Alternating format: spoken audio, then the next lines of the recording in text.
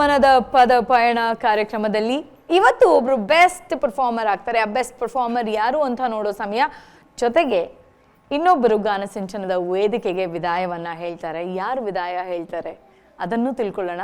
ದಯವಿಟ್ಟು ನಮ್ಮ ಎಲ್ಲ ಸ್ಪರ್ಧಿಗಳು ವೇದಿಕೆ ಮೇಲೆ ಬರಬೇಕು ಅಂತ ಕೇಳ್ಕೊಳ್ತಾ ಇದ್ದೀನಿ.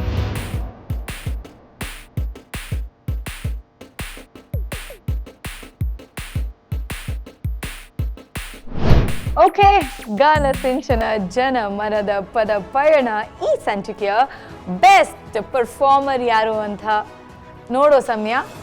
ಯಾರು ಬೆಸ್ಟ್ ಪರ್ಫಾರ್ಮರ್?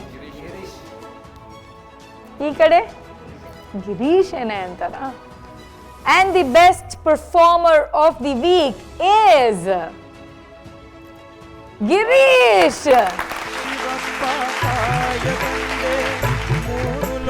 ಸ್ವಾಮಿ ದೇವ ಹಸಿವೆಯನ್ನು ತಾಳಲಾರೆ ಕಾಪಾಡೆಯ ಹರನೇ ಶಿವಪ್ಪ ಕಾಯ ತಂದೆ ಮೂರು ಲೋಕ ಸ್ವಾಮಿ ದೇವ ಹಸಿವೆಯನ್ನು ತಾಳಲಾರೆ ಕಾಪಾಡೆಯ.